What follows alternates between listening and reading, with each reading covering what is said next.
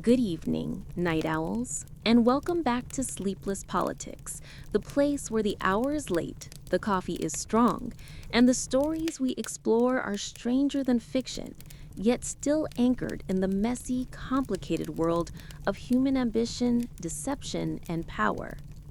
Tonight, we're leaving the modern shadows of espionage and heading back to 1894, to France, where the streets of Paris glimmered under gaslight, the salons buzzed with politics and scandal, and a nation teetered on the brink of both moral panic and institutional betrayal. Before we dive in, do one thing for me. Drop a comment telling me where you're watching from and what you think about this story. It helps map our network of late-night thinkers across the globe. And if you love the kind of history that keeps you awake at night, hit subscribe. Trust me, you're going to want to see the rest of this. Because tonight, we unravel the story of Alfred Dreyfus, a French army officer wrongfully accused of treason in a scandal that would shake France to its core, reveal the poisonous depths of anti-Semitism, and set in motion a struggle over truth, justice, and national identity that would last for years. But make no mistake, this isn't just a tale about one man, or even one trial. It is a story about how fear can be weaponized, how institutions can betray their own, and how the courage of a few determined individuals can shine a light into the darkest corners of power. It all began in a climate of suspicion and paranoia. France, having suffered defeat in the Franco-Prussian War, had rebuilt its military and its pride, but it remained haunted by fear of espionage. The nation's intelligence apparatus was under constant scrutiny, its officers wary of betrayal. Into this charged atmosphere, a mysterious document appeared at the German embassy in Paris, a memorandum revealing military secrets. The French counterintelligence services, led by Major Hubert Joseph Henry and Colonel Sandher, pounced. They were determined to find the culprit who had dared to compromise France, and almost immediately, suspicions fell on Alfred Dreyfus. Why him? Because Dreyfus was Jewish, because he was Alsatian, because in the fevered logic of the time, he was an outsider in a military establishment steeped in tradition, nationalism, and latent prejudice. The arrest itself was swift, and the process was conducted with a chilling efficiency. Dreyfus, then a captain in the French artillery, was taken from his post and accused of passing secrets to the German military. The evidence was circumstantial, and in many cases fabricated. Handwriting experts offered contradictory reports. Key documents were suppressed or altered. And yet, the machinery of justice moved forward with terrifying momentum. Within months, Dreyfus was convicted of treason in a closed military court and sentenced to life imprisonment on Devil's Island, a remote penal colony in French Guiana. But the story did not end there. While Dreyfus languished in exile, whispers began to circulate. Some officers and civilians, appalled by the injustice, began to question the evidence. Rumors suggested that the real spy remained at large, and that Dreyfus had been sacrificed to protect reputations and maintain order within the army. Letters, memoirs, and investigative inquiries slowly chipped away at the official narrative. Prominent writers, intellectuals, and activists took notice. The arrest of Alfred Dreyfus in October 1894 was swift, sudden, and shrouded in secrecy. A quiet storm that would soon explode into one of the most infamous scandals in French history. On that fateful morning, Dreyfus, a young, diligent artillery officer, went about his duties unaware of the storm that had gathered around him. Intelligence officers quietly summoned him, citing a matter of national security, and escorted him from his post under strict confidentiality. No one anticipated the full scale of what was about to unfold. A military tribunal, a lifetime sentence, and the irreversible stain of betrayal that would shadow him and his family for years to come. Yet from the very beginning, the machinery of injustice was finely tuned, operating as though the outcome had already been decided. The accusation of treason, rooted more in suspicion and prejudice than in clear evidence, set the stage for a miscarriage of justice that would echo across Europe. From the first interrogations, it became evident that Dreyfus faced not only an impenetrable bureaucracy, but also an environment steeped in latent anti-Semitism. The French military, recovering from the humiliation of the Franco-Prussian War, had developed a culture of paranoia, a belief that spies lurked at every corner and that the loyalty of officers could not be taken for granted. Dreyfus, a Jew from Alsace, a region recently lost to Germany, was seen through the lens of suspicion even before a shred of evidence had been presented. Officers who interrogated him believed that his ethnicity, his background, and even his measured demeanor were indicators of duplicity. Each answer Dreyfus gave, calm and factual as it might have been, was interpreted as evasive or insincere. Small gestures were magnified, minor inconsistencies were treated as proof of guilt. The process had little to do with truth and everything to do with maintaining the illusion of control and honor within a fragile military institution. Meanwhile, the evidence assembled against Dreyfus was curiously inconsistent, yet it carried the weight of finality because it came from the very authorities charged with defending France. Handwriting analysis, the cornerstone of the prosecution's case, relied on a document known as the Bordereau, a memorandum allegedly written by a spy passing military secrets to the Germans. Experts examined the document and, despite stark disagreements among them, concluded that Dreyfus was the author. Yet many of the analyses were flawed. Samples were incomplete, the methods were rudimentary by modern standards, and biases, both conscious and unconscious, shaped the conclusions. Additional proofs, including Dreyfus's personal papers and testimonies from fellow officers, were manipulated or selectively presented. The trial, held behind closed doors, left no room for public scrutiny, ensuring that only the narrative of guilt would prevail in official channels. The courtroom itself became a theater of intimidation. Dreyfus, alone and isolated, faced a panel of senior officers whose opinions were as much informed by social hierarchy and institutional loyalty as by fact. The trial lasted only a few days, yet its impact would resonate for decades. Every legal maneuver, every procedural step was designed to secure conviction and to protect the military's reputation rather than to seek justice. The defense was hampered by restricted access to evidence, limited opportunity to challenge witnesses, and a pervasive atmosphere of secrecy. Even Dreyfus's own lawyer, fiercely committed though he was, struggled to navigate a system that seemed predisposed against his client. By the end of the trial, the verdict was delivered, guilty of treason, and sentenced to life imprisonment on Devil's Island, a remote and harsh penal colony in French Guiana. The sentence was carried out swiftly, stripping Dreyfus of rank, property, and dignity. The man who had devoted his life to serving France, who had risen through the ranks on merit and dedication, was now branded a traitor. Yet even in the shadow of this injustice, murmurs of dissent began to emerge. Some officers and civilians privately questioned the evidence, noting irregularities and inconsistencies that suggested Dreyfus had been selected as a convenient scapegoat. Others feared speaking out, aware that the army's reputation and their own careers might be jeopardized. Still, the first seeds of the eventual fight for justice were planted, even as Dreyfus endured the crushing isolation of Devil's Island, the sea stretching endlessly around him, and the world believing him guilty of a crime he did not commit.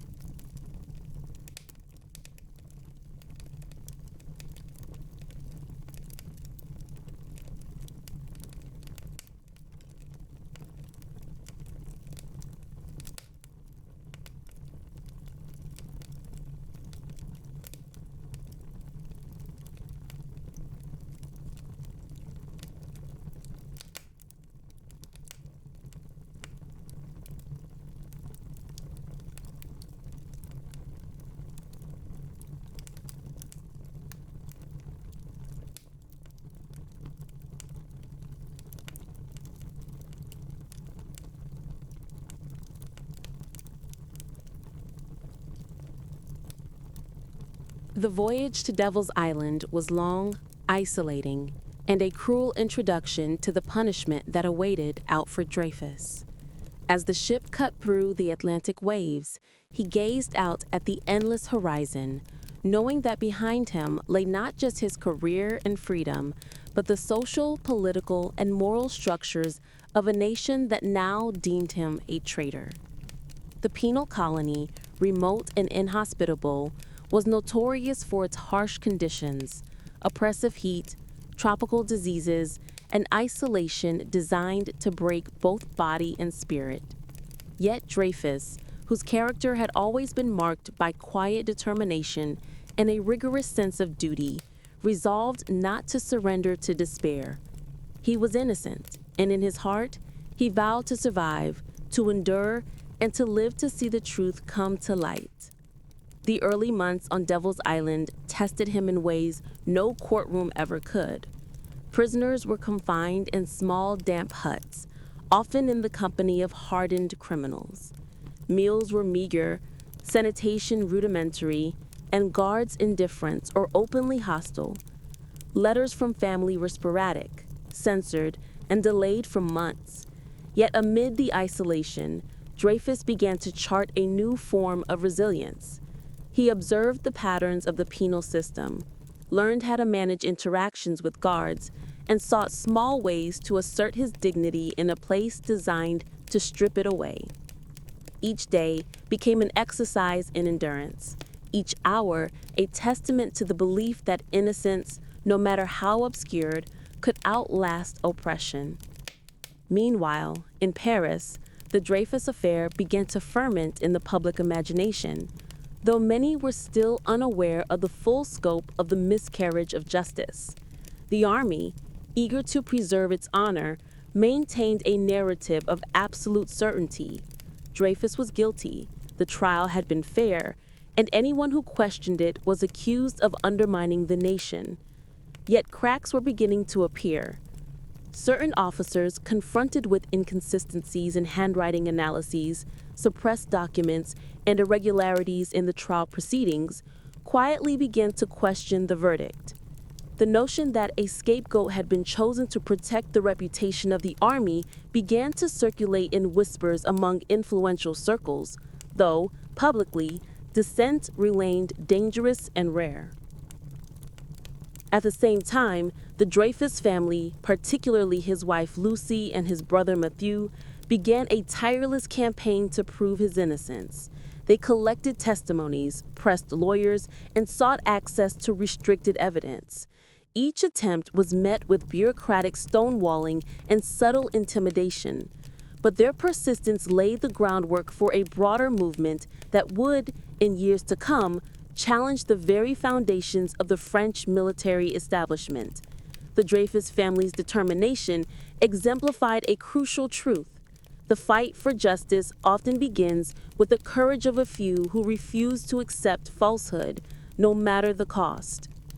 Even as the physical isolation of Devil's Island threatened to erode his strength, Dreyfus found solace in small intellectual pursuits. He read extensively, practiced mathematics, studied military strategy, and maintained meticulous records of his thoughts and observations. In these acts, he preserved a sense of agency, a mental fortitude that allowed him to endure both the injustice of his sentence and the daily hardships of the penal colony. Letters smuggled or delayed sometimes provided glimpses of the outside world, hinting at early investigations, discussions in legal circles, and the growing murmurs of doubt among a select few who still believed in his innocence.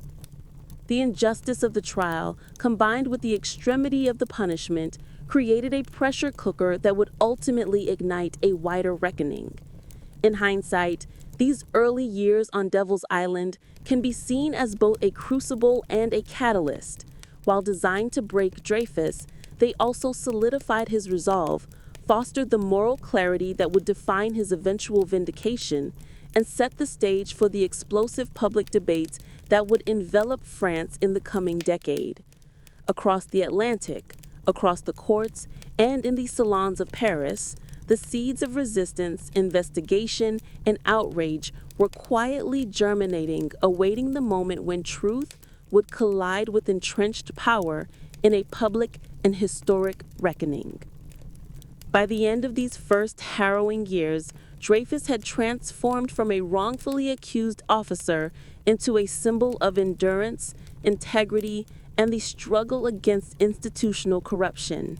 His innocence had become a moral imperative, and his story began to resonate with those willing to question authority, challenge prejudice, and confront the uncomfortable realities of a nation unwilling to face its own failings.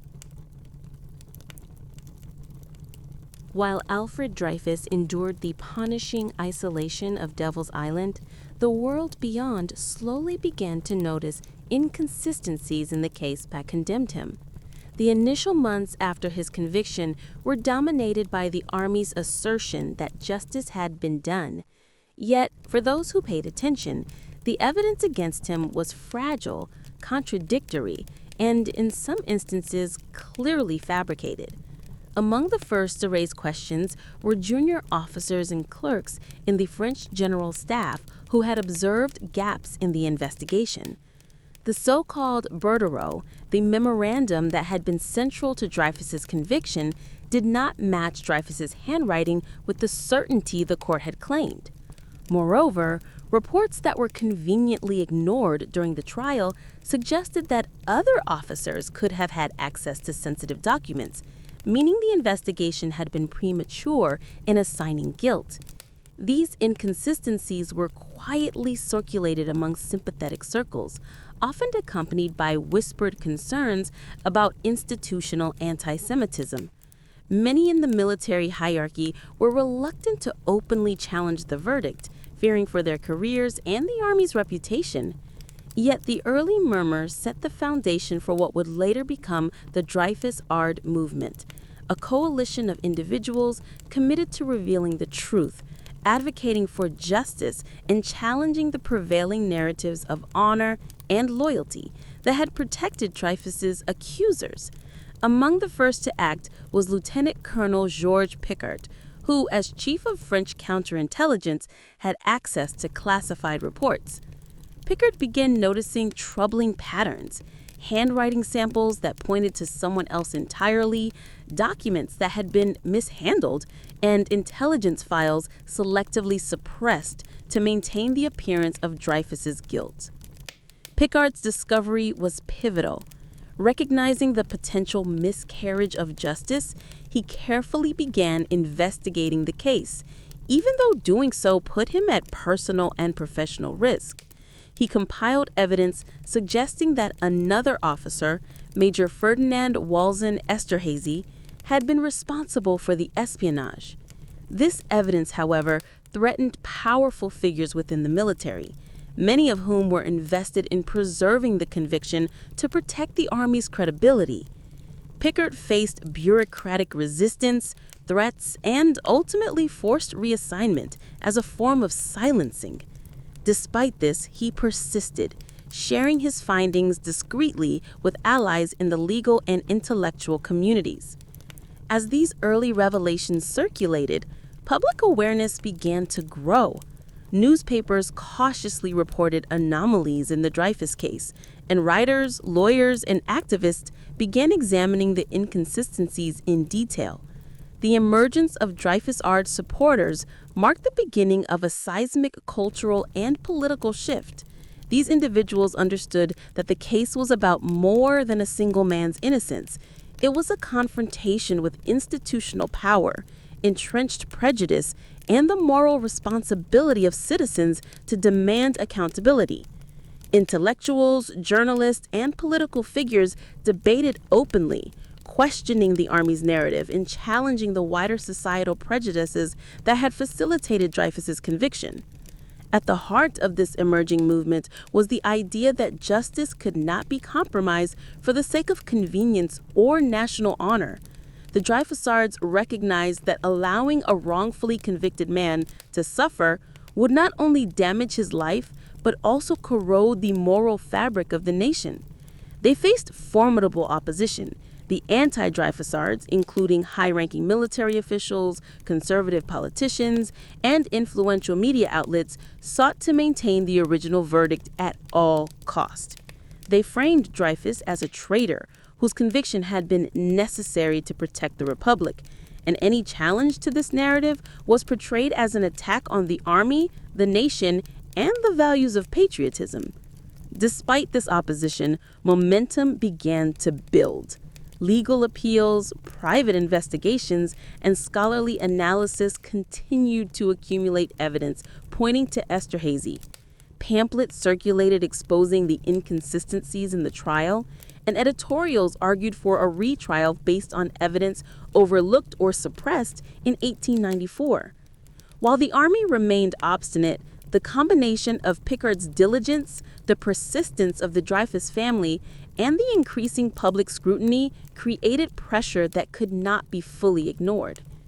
By the end of these early years, the Dreyfus affair had transformed from a singular case of wrongful conviction into a symbol of broader societal conflict, the struggle between truth and authority, justice and institutional self-preservation, moral courage and fear of reprisal.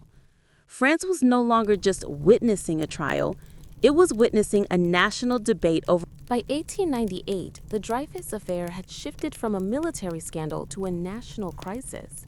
While Dreyfus suffered on Devil's Island, a single act of moral courage would ignite the conscience of France and push the nation to confront the corruption, prejudice, and institutional failures at the heart of the case. That act came in the form of Émile Zola's open letter, J'accuse, published on January 13, 1898, in the Paris newspaper L'Aurore.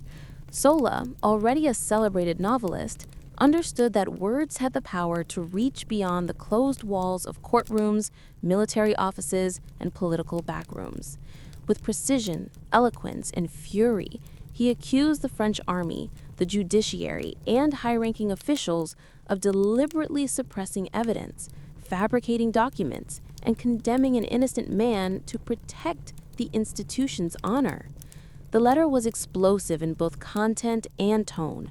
Zola named names, citing officers he alleged had falsified evidence or obstructed justice.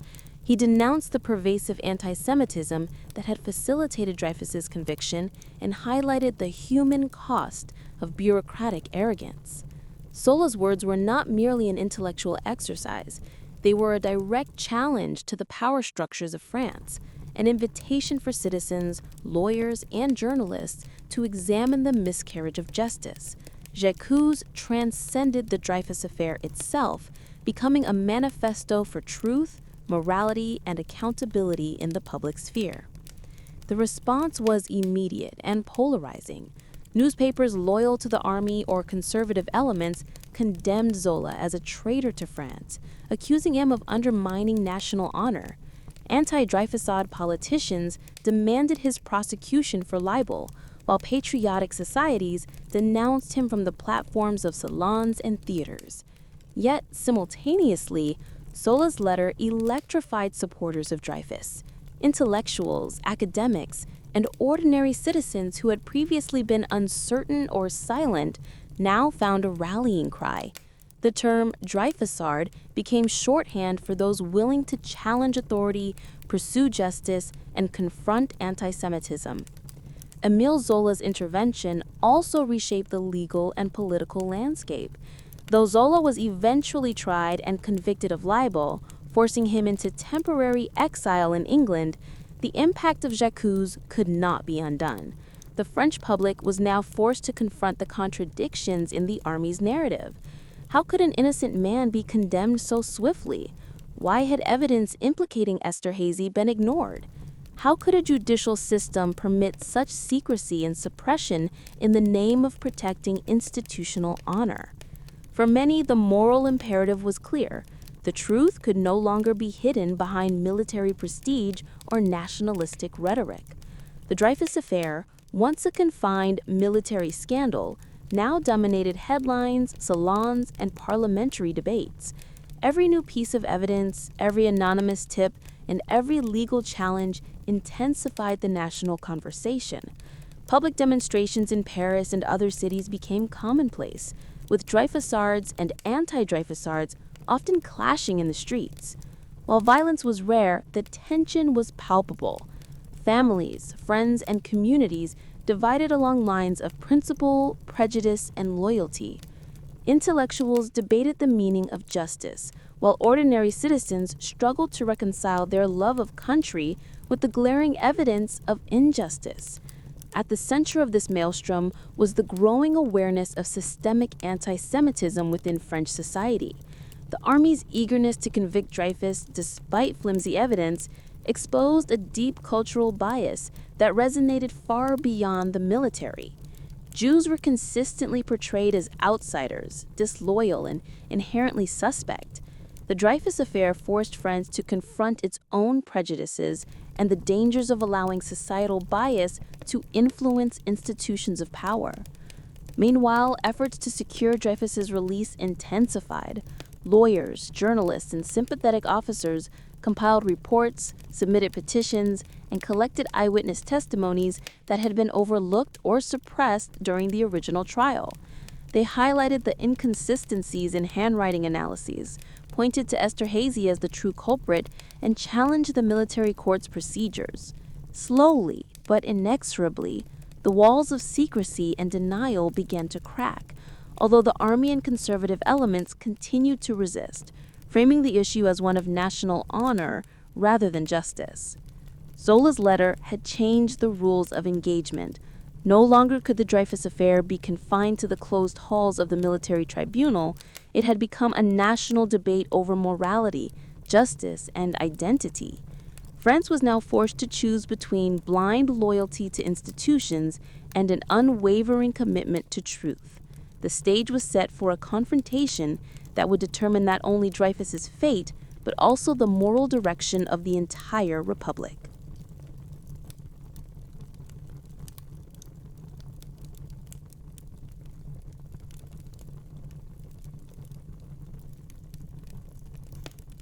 The publication of Zola's J'accuse ignited a chain reaction that would ultimately expose the real traitor, Major Ferdinand Walsin Esterhazy, and intensify the fracture within French society.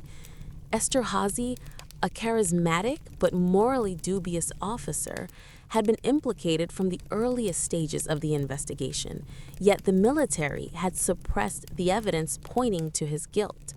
His letters, handwriting samples, and suspicious connections were dismissed or buried, as convicting him would have meant admitting the army had been wrong and Dreyfus innocent. The cover-up, like a tightly wound spring, was beginning to unravel under public scrutiny and relentless investigation. In the months following Zola's publication, Lieutenant Colonel Georges Picard's meticulous work came to light. Picard had risked everything by secretly gathering evidence linking Esterhazy to espionage activities for Germany. He documented discrepancies in military communications, cross-referenced handwriting samples, and carefully noted Esterhazy's suspicious access to sensitive documents. Despite facing forced reassignment and ostracism within the army, Picard's determination created a growing body of irrefutable evidence. For the first time, a narrative began to emerge that suggested Dreyfus had been wrongly accused and Esterhazy was the actual traitor.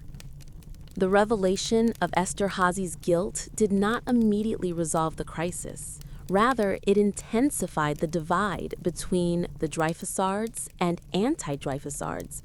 The army, embarrassed but resolute in preserving its honor, attempted to suppress the evidence and protect its hierarchy.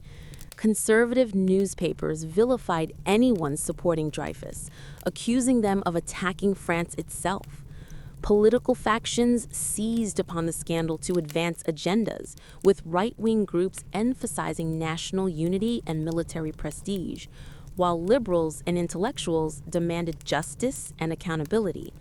The public debate became a battlefield where ideology, religion, and prejudice clashed, often as fiercely as political arguments. Esterhazy, shielded by powerful allies and the inertia of institutional self-preservation, appeared untouchable. His trial, when it finally occurred, was a farce in the eyes of many observers. Witnesses were ignored, evidence minimized, and the judgment heavily influenced by entrenched military authority. In contrast, Dreyfus, imprisoned thousands of miles away on Devil's Island, remained powerless, his innocence known to a few, but dismissed by the very institutions sworn to uphold justice. Public opinion, however, began to shift subtly. The seeds planted by Zola, Picard, and Dreyfus's persistent family members began to bear fruit, awakening a collective conscience among those willing to confront systemic failure. Meanwhile, the intellectual and literary community continued to exert pressure. Émile Zola's exile may have removed him physically from Paris, but his writings circulated widely, inspiring both outrage and reflection. Other Dreyfusard supporters published detailed analyses of the trial, documented the inconsistencies, and drew attention to the military's failures. These efforts coalesced into an informal network of advocates, journalists, and legal experts, each contributing to a growing understanding that Dreyfus's conviction was a miscarriage of justice rooted in prejudice and institutional fear, rather than solid evidence. The anti-Dreyfusards, in turn, doubled down on their position. They framed any defense of Dreyfus as unpatriotic and dangerous, portraying the army as infallible and accusing the Dreyfusards of undermining national stability. Religious tensions exacerbated the divide. Catholic conservatives, wary of secular intellectual influence, often aligned with anti-Dreyfusard rhetoric, while secular liberals emphasized reason, justice, and moral responsibility. France, once united by a shared sense of national pride, was now cleaved by ideology, social identity, and competing visions of honor and truth. In this climate, the political stakes could not have been higher. The Dreyfus affair was no longer simply a question of one man's guilt or innocence. It had become a lens through which the values of the entire French Republic were scrutinized. The nation was forced to grapple with questions about anti-Semitism, the limits of institutional authority. The Dreyfus affair did not end with Alfred Dreyfus's exoneration in 1906. Instead, it became a defining moment for France, shaping political culture, legal reform, and the public's understanding of justice for generations to come. The case exposed the profound vulnerability of institutions to bias, secrecy, and political expedience. While Dreyfus himself regained his rank and honor, the broader societal wounds remained raw. Anti-Semitism continued to simmer, militaristic pride remained strong in certain factions, and the struggle between truth and institutional self-preservation persisted as a cautionary tale. Schools, newspapers, and salons debated the implications, and intellectuals used the affair as a lens to examine civic responsibility, ethics, and the necessity of transparency in public life. One of the most profound consequences of the affair was the crystallization of the Dreyfus-Ard movement as a moral and political force. Figures like Émile Zola, Georges Picard, and countless lawyers, journalists, and ordinary citizens had demonstrated that collective advocacy, grounded in evidence and principle, could challenge the most entrenched institutions. Their work laid the groundwork for a civic culture that valued accountability and the protection of individual rights, even in the face of overwhelming institutional opposition. The Dreyfusards had not only fought for one man's innocence, but had also reshaped societal expectations of justice, showing that societal pressure could compel reforms and prevent future miscarriages of justice. Legally, the Dreyfus Affair prompted significant reforms in French military and judicial procedure. The case revealed flaws in evidence handling, secret courts, and the manipulation of expert testimony, emphasizing the need for transparency and independent oversight. Courts became more accountable, and public scrutiny of military and political decision-making increased. These changes, though incremental, reflected a growing recognition that justice could not exist in isolation from public awareness and ethical obligation. The notion that institutional prestige could override moral responsibility had been dramatically challenged, and France began to confront the dangerous consequences of allowing secrecy, prejudice, and fear to dictate outcomes in matters of life and liberty. The affair also left a lasting imprint on political and social discourse. Anti-Dreyfusard rhetoric grounded in nationalism, Catholic conservatism, and anti-Semitism highlighted persistent societal tensions, while Dreyfusard arguments emphasizing reason, morality, and human dignity offered a counterpoint. The polarization of public opinion foreshadowed conflicts that would erupt in later decades, demonstrating the enduring challenge of reconciling ideology with justice. For the public, the case became a moral mirror, reflecting both the failures and the potential of civic society, a society capable of both deep prejudice and extraordinary courage, capable of complicity and heroism, sometimes simultaneously. On the international stage, the Dreyfus Affair became a symbol of the dangers of institutional secrecy and societal prejudice. Intellectuals across Europe and the Americas studied the case as an example of how judicial and military institutions could be manipulated to serve social or political ends. Discussions of civil rights, minority protection, and judicial transparency often referenced Dreyfus, illustrating that the lessons of the affair extended far beyond France's borders. His ordeal became a case study in law schools, a topic for political debate, and a cautionary tale for governments seeking to balance national security with ethical governance. Alfred Dreyfus himself, despite years of suffering and exile, emerged with remarkable resilience. He returned to military service, participated in World War I, and remained a figure of moral authority in France until his death. His experience became emblematic not only of endurance under injustice, but also of the transformative power of truth, advocacy, and collective moral courage. Dreyfus's story reminded France and the world that the defense of justice is not a passive endeavor, but an active struggle requiring vigilance, persistence, and, at times, extraordinary bravery. The Dreyfus Affair also reshaped cultural narratives about identity and prejudice. Anti-Semitism, though not eradicated, was exposed to public scrutiny, forcing debates about the role of religion, ethnicity, and social bias in public life. The affair's coverage in newspapers, pamphlets, and intellectual discourse created a record of both the depths of prejudice and the heights of human courage. For generations, Dreyfus's story has been a reference point, a reminder that systemic injustice can be confronted, challenged, and corrected, though not without cost. Finally, the Dreyfus Affair left an enduring lesson about the interplay between truth, power, and conscience. Institutions, even those designed to protect and serve society, The formal exoneration of Alfred Dreyfus did not instantly heal the fractures within French society, but it marked the beginning of a slow, profound transformation. Across the nation, debates persisted about justice, institutional authority, and the role of conscience in shaping public life.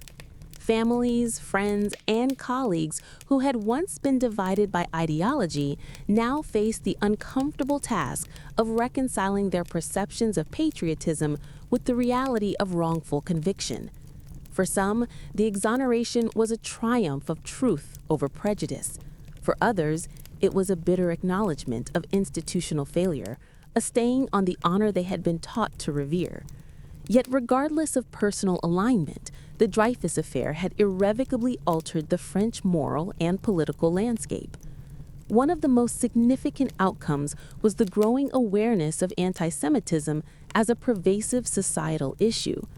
Though prejudice had existed long before the affair, the public scrutiny that the case demanded forced many to confront the consequences of systemic bias. Newspapers, public lectures, and essays analyzed the subtle and overt ways in which anti-Jewish sentiment influenced decision-making, particularly within the military. Political leaders and reformers began to advocate for legal protections and reforms to prevent future miscarriages of justice grounded in ethnicity, religion, or social background. The conversation about identity, prejudice, and fairness became central to civic life, ensuring that the lessons of Dreyfus's ordeal would resonate for decades. The impact on the French military was equally profound. The affair exposed glaring weaknesses in internal oversight, evidence handling, and accountability. While the institution initially resisted reform, the prolonged public scrutiny made it impossible to maintain the appearance of unblemished honor without genuine change. Policies were revised, training for officers was improved, and procedures for evaluating evidence and conducting courts-martial were re-examined. The Dreyfus affair, therefore, served as both a cautionary tale and a blueprint for institutional improvement, demonstrating that transparency and accountability are not optional in systems that wield power over life, liberty, and reputation. In the cultural realm, the affair inspired countless novels, plays, essays, and debates, cementing Dreyfus as both a historical and moral symbol. Writers explored the psychological impact of wrongful conviction, the complexities of loyalty and courage, and the tension between public duty and personal morality. The affair became a reference point not only for legal scholars and political activists, but also for artists and intellectuals seeking to grapple with the human consequences of injustice. Across Europe and beyond, Dreyfus's story highlighted the precarious balance between individual conscience and institutional authority, leaving an indelible mark on the cultural imagination. Alfred Dreyfus himself, now restored in rank and honor, remained a quiet yet potent presence in French public life. He continued to serve in the military during World War I, his sense of duty undiminished by the years of suffering he had endured. Yet Dreyfus's personal narrative became inseparable from the broader narrative of justice, courage, and resilience. His experiences inspired subsequent generations to question authority, demand transparency, and recognize the moral imperative to act even when doing so entails risk. The man who had once been confined to an isolated penal colony had become a symbol of human endurance, the embodiment of the principle that truth can outlast oppression. The affair also reshaped public discourse around the relationship between the press, intellectuals, and political institutions. Émile Zola's intervention demonstrated the power of a single voice to influence public opinion and challenge entrenched power. Newspapers, pamphlets, and books became instruments for both advocacy and accountability, underscoring the necessity of free expression in holding institutions to moral and legal standards. The case revealed that the press could serve as a counterbalance to secrecy, providing citizens with the information necessary to demand justice and question authority. Internationally, the Dreyfus affair became a reference point for discussions about minority rights, judicial transparency, and institutional accountability. Intellectuals and policymakers outside France studied the affair as a cautionary tale, a vivid example of how prejudice, secrecy, and hierarchical power could combine to produce injustice. Legal reforms, civil rights discussions, and the moral arguments made by Dreyfusards influenced broader conversations about governance, human rights, and ethical responsibility, demonstrating that the implications of one case could extend far beyond national borders. Ultimately, The Dreyfus Affair The final chapters of the Dreyfus Affair unfolded with a mixture of triumph, reflection, and enduring tension. After years of relentless advocacy by Dreyfus's family, supporters, and intellectuals, the French Supreme Court annulled the original conviction in 1906, formally restoring Alfred Dreyfus to his rank and reinstating his honor. The legal conclusion, though delayed, symbolized a profound moral victory, the acknowledgement that truth and justice, even when suppressed for years, could prevail against entrenched prejudice and institutional obstinacy. Dreyfus returned to France, no longer a prisoner, but a living testament to human resilience, his endurance a stark contrast to the arrogance and moral compromise displayed by the institutions that had condemned him. Yet even with formal vindication, the emotional and social scars remained. For Dreyfus, the years on Devil's Island and the public humiliation had left an indelible mark, shaping his perspective on loyalty, justice, and the human cost of institutional failure. His personal experiences underscored a broader societal lesson that innocence alone is insufficient to shield one from the consequences of systemic prejudice and bureaucratic expediency. The army and the judiciary had proven capable of immense error when motivated by fear, honor, or social bias, and the public had learned firsthand how society can be manipulated by ideology and misinformation. The divisions within French society, meanwhile, persisted long after Dreyfus's exoneration. The anti-Dreyfusard faction, rooted in nationalism, conservative Catholicism, and entrenched social hierarchies, continued to resist full acknowledgement of wrongdoing. For them, the affair remained a painful reminder of the perceived threat to national honor posed by questioning military authority. Conversely, Dreyfusards celebrated a moral victory, advocating for reforms in law, governance, and education that would reduce the likelihood of future miscarriages of justice. The affair's polarization left a lasting imprint on political discourse, shaping debates over secularism, civil rights, and the role of public opinion in governance for decades. One of the most enduring impacts of the Dreyfus Affair was its influence on intellectual and cultural life. Writers, philosophers, and journalists used the case to explore questions of morality, identity, and justice. Émile Zola's intervention in particular demonstrated the extraordinary power of the written word to challenge entrenched authority and mobilize public sentiment. His courageous act of speaking truth to power became a model for activism, journalism, and moral responsibility, showing that intellectual engagement could have tangible consequences for legal and political systems. The Dreyfus Affair, therefore, became more than a historical event. It became a moral and cultural touchstone, studied for lessons on ethics, civic duty, and the interplay between society and institutions. Internationally, the affair resonated far beyond France. Observers in Europe, the Americas, and even colonies under French influence followed the case, noting how prejudice and institutional rigidity could subvert justice. Dreyfus became a symbol of both vulnerability and resilience, a single individual whose ordeal revealed the fragile balance between law, ethics, and social power. Governments, scholars, and reformers examined the case as a study in institutional failure, exploring how public oversight, intellectual intervention, and civic activism could correct systemic injustice. It became a reference point for human rights discussions and legal reforms, influencing debates about transparency, minority rights, and the role of the press in democratic societies. Alfred Dreyfus's later life reflected a quiet dedication to duty and moral principle.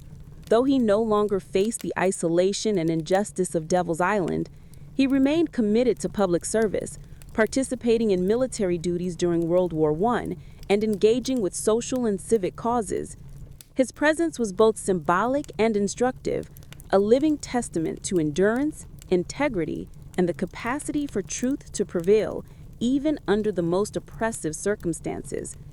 His experience demonstrated that moral courage, sustained advocacy, and unwavering adherence to principle could reshape not only individual fate, but also national conscience. The broader societal impact of the affair continues to resonate. The Dreyfus Affair exposed how prejudice, secrecy, and the protection of institutional prestige can corrode justice, while also illustrating how persistent advocacy, public awareness, and intellectual courage can overcome entrenched bias. It reminds us that injustice is never merely a private matter. It implicates society, institutions, and the moral fabric of a nation. Dreyfus's story is a testament to the human capacity for resilience and an enduring call to action. Even after Alfred Dreyfus's formal exoneration, the reverberations of the affair continued to ripple through French society, shaping politics, culture, and public consciousness. The affair had exposed the vulnerability of institutions to bias, prejudice, and the corrupting influence of a rigid hierarchy, but it also revealed the capacity of ordinary citizens, intellectuals, and advocates to demand accountability. France, in the years following Dreyfus's return to honor, was a nation divided, yet awakened. Conservatives remained skeptical, insisting that the army's prestige had been imperiled, while liberals and Dreyfusards argued that justice, transparency, and the rule of law were essential pillars of a modern republic. This tension influenced political debates, elections, and the press for decades, marking the affair as a turning point not only in Dreyfus's life, but in the trajectory of the French nation itself. Dreyfus's own reflections during this period revealed a man profoundly aware of both his personal ordeal and its societal implications. Writing letters and memoirs, he expressed gratitude for those who had fought for his innocence, while acknowledging the suffering he had endured. He also articulated the broader moral lessons of the affair, that truth could triumph over secrecy, that courage could pierce even the most entrenched institutional barriers, and that systemic injustice, if unchecked, could poison the conscience of an entire nation. Dreyfus's words resonated with audiences far beyond France, influencing reform movements, legal scholars, and political thinkers who saw in his experience a template for confronting injustice wherever it appeared. The cultural and literary landscape of France was profoundly influenced by the affair as well. Writers and journalists continued to chronicle the Dreyfus Affair, exploring themes of morality, identity, prejudice, and the tension between individual conscience and institutional authority. Plays, essays, and novels drew inspiration from the drama of wrongful conviction and public resistance, reflecting society's ongoing struggle to reconcile its ideals with its actions. Intellectuals debated the responsibilities of citizens, the dangers of conformity, and the ethical obligations of those who wield power. Through literature and journalism, the affair became embedded in the French consciousness as more than a historical event. It became a moral touchstone, a reference point for debates about justice and civic responsibility. Internationally, the Dreyfus Affair had far-reaching implications. Scholars, activists, and governments studied the case as an example of both the dangers of institutional secrecy and the power of civic engagement.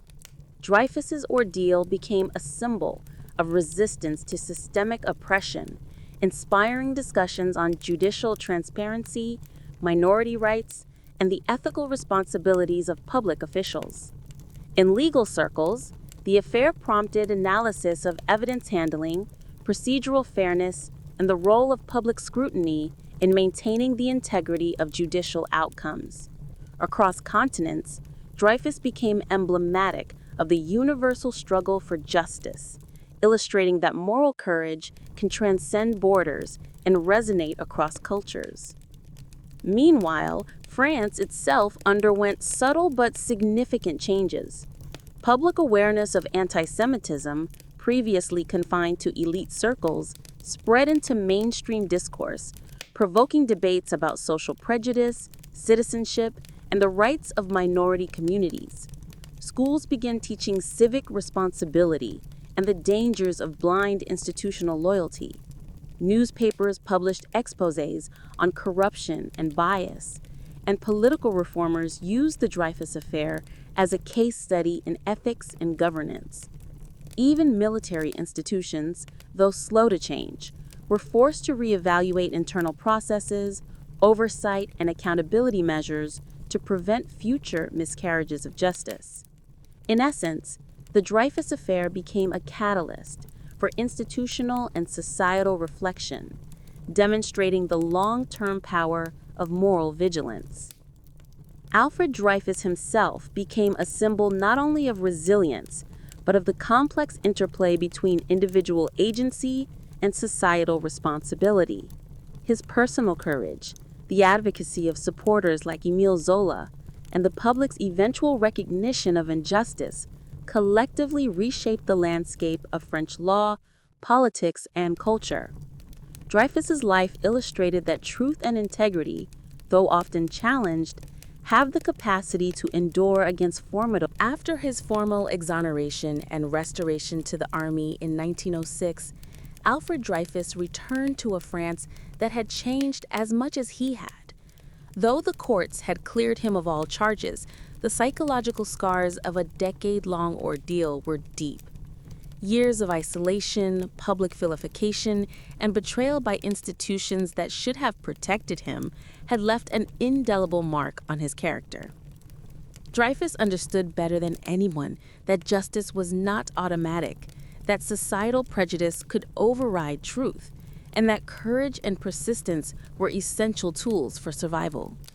Yet, paradoxically, his years of suffering also forged a man of extraordinary resilience, capable of patience, reflection, and moral clarity.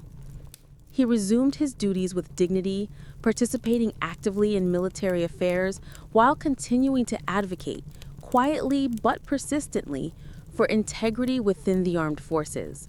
Dreyfus's personal reflections, preserved in letters, memoirs, and conversations with confidants, reveal a man acutely aware of the broader implications of his ordeal. He recognized that his case was never just about him. It was a mirror reflecting the fragility of institutions, the dangers of prejudice, and the moral responsibilities of citizens in a democratic society. His writings convey an understanding that the battle for justice does not end with one legal victory. It is a continuous struggle against complacency, secrecy, and the subtle forms of bias that permeate society. In this sense, Dreyfus became not only a symbol of endurance, but also a moral philosopher whose lived experience illustrated lessons in courage, conscience, and the societal consequences of injustice. Publicly, Dreyfus's reintegration into French society was a complex affair. Supporters celebrated his return and recognized him as a moral hero. Yet, anti-Dreyfusard elements remained vocally opposed, refusing to acknowledge the army's failures or their own complicity in a miscarriage of justice. Political debates in the Chamber of Deputies, newspapers, and salons reflected this ongoing tension. Anti-Semitic rhetoric persisted, though its visibility and acceptability were increasingly challenged by Dreyfusards and intellectuals committed to civil rights and transparency.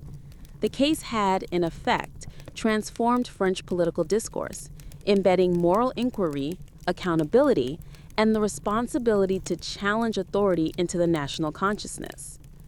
Dreyfus also became a living reminder of the role of civic action in shaping justice. The combined efforts of his family, journalists, lawyers, and intellectuals had forced institutions to confront uncomfortable truths. Émile Zola's J'accuse had not only galvanized public opinion, but had shown that the pen could challenge the sword, that moral conviction could cut through bureaucracy and prejudice. Dreyfus's case demonstrated that a society unwilling to confront its own failures risked perpetuating injustice, and that public engagement is not optional. It is necessary for the preservation of both justice and democracy. Internationally, the Dreyfus Affair continued to resonate as a cautionary tale. Scholars, politicians, and activists across Europe and the Americas studied the case as an example of systemic failure and the power of civic intervention. It influenced discussions on minority rights, judicial transparency, and freedom of the press. The story of an individual wronged by both prejudice and institutional self-interest became a universal reference point for debates on human rights, the ethical responsibilities of governments, and the mechanisms necessary to prevent abuses of power. Dreyfus, once a prisoner and public pariah, now stood as a figure whose life experience transcended national boundaries, offering lessons for governments, courts, and citizens worldwide. Culturally, the Dreyfus Affair left a lasting imprint. Writers, artists, and playwrights explored the psychological, social, and ethical dimensions of the story, transforming the events into a subject of ongoing reflection. The narrative was retold, analyzed, and dramatized, ensuring that its lessons remained vivid and accessible to subsequent generations. Educational institutions began to incorporate discussions of Dreyfus into curricula on law, ethics, and modern history. By linking the experience of a single individual to broader societal principles, the affair underscored that morality, justice, and civic responsibility are not abstract concepts. They are lived realities whose neglect can result in profound human suffering. The exoneration of Alfred Dreyfus did not mark the end of the social and political turbulence the affair had unleashed. France, still reeling from the scandal, was forced to confront the consequences of a decade-long injustice that had polarized a nation. Anti-Dreyfusards, who had staunchly defended military authority and questioned the legitimacy of the retrial, continued to exert influence in politics, shaping debates about national loyalty, military honor, and the role of intellectuals in public life. Yet, the growing presence of Dreyfusards, writers, academics, and activists ensured that the principles of justice, transparency, and equality remained central to national discourse. The Dreyfus Affair had, in essence, transformed French politics into a battleground where ideology, morality, and institutional authority collided, creating a tension that would persist for decades. Politically, the affair catalyzed reforms aimed at preventing future miscarriages of justice. Public oversight of military courts increased, and mechanisms for evidence review and judicial accountability were strengthened. Laws regulating transparency, press freedom, and civil rights were influenced by the public outcry and sustained advocacy that had characterized the Dreyfusard movement. The affair exposed the dangers of secrecy and unchecked authority, demonstrating that even respected institutions could perpetuate grave injustice if left unchallenged. In the aftermath, France began to reconsider the balance between national security, institutional discretion, and the fundamental rights of citizens, laying the groundwork for modern legal protections and ethical standards in governance. Culturally, the Dreyfus Affair remained a defining touchstone. Writers, journalists, and philosophers analyzed the ethical, psychological, and social dimensions of the case, transforming it into a permanent subject of study and reflection. Émile Zola's role as a moral provocateur became legendary, inspiring future generations to challenge power and demand accountability. The affair's depiction in literature, plays, and essays highlighted the human cost of prejudice, the fragility of justice, and the importance of courage in confronting institutional failure.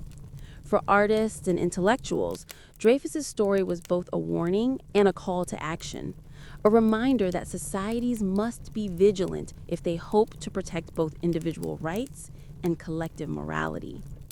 The affair also prompted France to grapple with the persistence of anti-Semitism.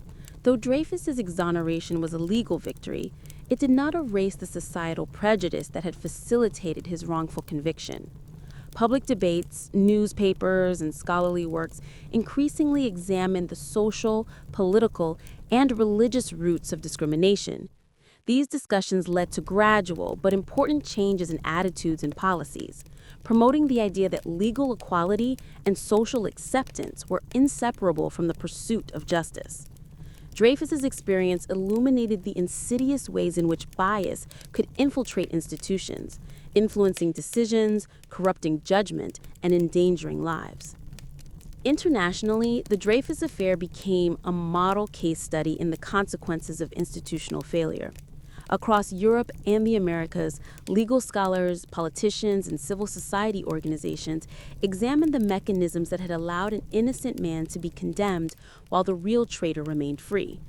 Debates emerged on the importance of independent courts, judicial transparency, and protections against prejudice. Dreyfus's ordeal illustrated that the rule of law is only as strong as the society that enforces it, and that moral courage and public scrutiny are critical components in safeguarding justice. The affair's global resonance reinforced the notion that individual injustice can illuminate systemic flaws, prompting societies worldwide to reflect on their own vulnerabilities. Moreover, the Dreyfus Affair left an enduring ethical legacy. It demonstrated that morality and law are inseparable. A legal system that ignores human dignity or allows prejudice to influence decisions cannot claim legitimacy. Dreyfus's struggle symbolized the intersection of personal integrity and collective responsibility, showing that both are necessary for a just society. Ordinary citizens, lawyers, and journalists were reminded that inaction in the face of injustice is a form of complicity, and that sustained advocacy can alter the course of history. In this sense, the affair transcended its historical context, becoming a timeless lesson in civic duty. As Alfred Dreyfus aged, his life became a living testament to both the fragility and resilience of justice. He did not retreat into bitterness, nor did he allow the injustices he endured to harden his worldview. Instead, he embodied a quiet dignity that reinforced the ethical lessons of his ordeal.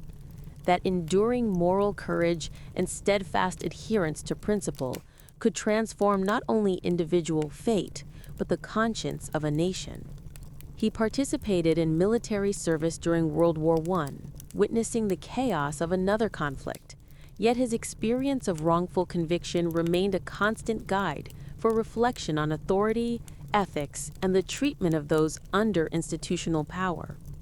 Even decades later, Dreyfus's story continued to be cited in legal, political, and philosophical discourse as a warning against the dangers of unchecked power and systemic bias. The Dreyfus Affair's influence extended beyond France, providing a framework for evaluating human rights and judicial integrity around the world. Legal scholars studied the case as a template for reform, highlighting how evidence mishandling, institutional secrecy, and prejudice could devastate lives. Civic organizations invoked Dreyfus as a moral symbol when advocating for minority protections, anti-discrimination laws, and transparent judicial practices. His experience underscored a universal truth that systems of authority must be continuously held accountable, and that moral courage is essential not only for those wronged, but also for those who witness injustice and refuse to remain silent. In this way, the story transcended national boundaries, becoming a global emblem of the struggle between conscience and authority, truth and institutional pride. Dreyfus's personal narrative also left an indelible imprint on French cultural consciousness. Writers, playwrights, and intellectuals continued to explore the psychological and ethical dimensions of his ordeal, producing works that examined the moral cost of prejudice, the consequences of blind loyalty, and the courage required to challenge systemic corruption. The case became a recurring motif in literature and public discourse, serving as a lens through which successive generations could interrogate social, political, and institutional morality. Through this cultural legacy, Dreyfus's story evolved into more than a historical event. It became a symbol of the enduring human struggle for justice in the face of entrenched power. Politically, the Dreyfus Affair reshaped the French Republic's approach to governance and civil rights. The scandal exposed vulnerabilities in the army and judiciary, compelling reforms that increased transparency, accountability, and public oversight. These structural changes, while gradual, reflected a broader societal acknowledgement that justice could not be subordinate to prestige, ideology, or institutional inertia. Public awareness of anti-Semitism, previously a muted social current, became a topic of active debate and scrutiny. Dreyfus's exoneration symbolized a victory not only for him personally, but for the principle that equality before the law must be maintained, even against entrenched social, political, and cultural pressures. The ethical and philosophical lessons of the affair also extended to civic education. The Dreyfus Affair became a case study in schools, universities, and law programs, teaching students to critically examine institutional authority, societal prejudice, and the ethical obligations of citizenship. Young lawyers, journalists, and civil servants studied the case to understand how systemic failures could occur and how persistent advocacy and public scrutiny could correct them. In classrooms, Dreyfus's story exemplified the intersection of morality, law, and civic duty, ensuring that the lessons of his struggle were transmitted to future generations who might face similar challenges in entirely different contexts. Internationally, the affair remained a cautionary tale for nations grappling with issues of minority rights, judicial corruption, and institutional accountability.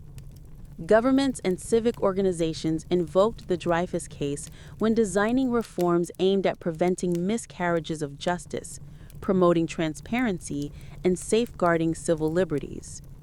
His experience demonstrated that the abuse of power can happen anywhere, but so too can moral courage, public advocacy, and the eventual triumph of truth.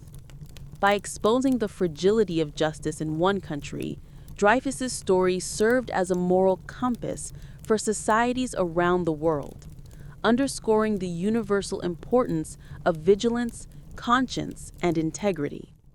Ultimately, Alfred Dreyfus's life and the affair that consumed France for more than a decade exemplify the profound human cost of injustice and the extraordinary impact of moral perseverance. The lessons resonate far beyond his personal experience.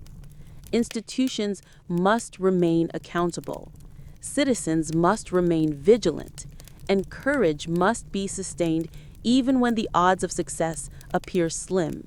In the years following his exoneration, Alfred Dreyfus lived quietly, but with a profound awareness of the lessons his ordeal had imparted to society.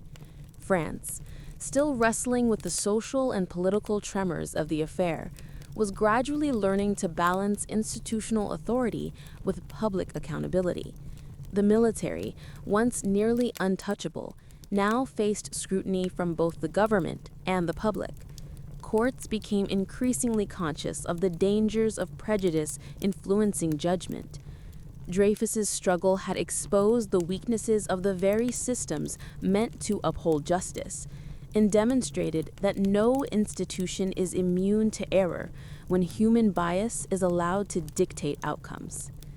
Citizens, intellectuals, and reformers had realized that safeguarding justice required constant vigilance, and Dreyfus's life had become a living testament to the moral and ethical responsibility of society to correct wrongs and protect the innocent. Dreyfus himself remained a moral anchor in a nation that had seen the worst of institutional arrogance and societal prejudice. His letters and speeches, though measured, reflected a deep understanding of how systemic injustice operates. Secrecy, hierarchy, fear, and bias combine to subvert truth and perpetuate suffering. Yet he never allowed bitterness to cloud his judgment. Instead, he emphasized the need for reflection, accountability, and reform. His personal conduct, dignified, disciplined, and principled, served as a silent but powerful critique of the forces that had once conspired to destroy him. In this sense, Dreyfus was not merely a survivor. He became a teacher, a moral compass whose life offered guidance to those navigating ethical dilemmas in law, politics, and public service. The Dreyfus affair had also catalyzed intellectual and cultural reflection. Writers, philosophers, and historians dissected the case for decades, exploring the moral failures that allowed an innocent man to suffer while the true traitor walked free. Schools began incorporating the affair into curricula, using it to teach students about civic responsibility, critical thinking, and ethical leadership. The case became emblematic of the principle that individuals must act when they perceive injustice. Civic organizations, newspapers, and emerging human rights groups frequently cited Dreyfus when advocating for transparency, equality, and protections for vulnerable populations. Through these discussions, the story of Alfred Dreyfus became a universal parable, a demonstration that truth, moral courage, and public engagement can challenge entrenched power, even when the odds seem insurmountable. Internationally, the affair reverberated as a cautionary tale. Countries facing questions of judicial integrity, minority rights, and institutional accountability referenced the Dreyfus affair in both public debates and policy formation. Scholars studied how social prejudice could influence courts and armies alike, while activists and reformers highlighted the necessity of free press and civic oversight. Dreyfus's case transcended national boundaries, serving as a moral touchstone and a blueprint for resisting injustice. Across Europe, the Americas, and beyond, Dreyfus became a symbol of the ethical responsibility each citizen holds to challenge corruption, expose prejudice, and demand accountability when systems fail. By the time of his death, Alfred Dreyfus was widely recognized as both a symbol and a moral agent in his own right. The man who had endured isolation, public vilification, and systemic betrayal had become a figure of enduring dignity, demonstrating that personal integrity, courage, and patience could overcome even the most entrenched injustice. His legacy was not limited to the legal victory that restored his rank and cleared his name. It encompassed the broader societal transformations his struggle had inspired: institutional reform, public awareness of prejudice, and a heightened appreciation for moral courage in the face of overwhelming adversity. Ultimately, the story of Alfred Dreyfus reminds us that justice is never automatic. Institutions can fail, societies can be blinded by ideology, and prejudice can distort truth. But moral courage, persistent advocacy, and the collective will of society can restore integrity.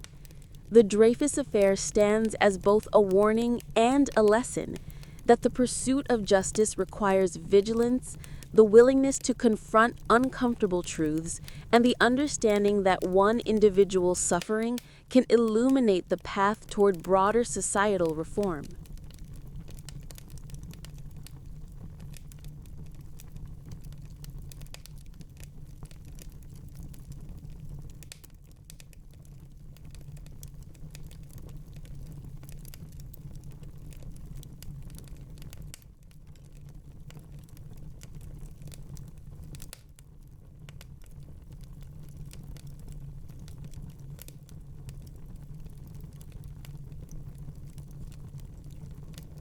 Decades after the Dreyfus affair, its impact on French society and the world remained profound.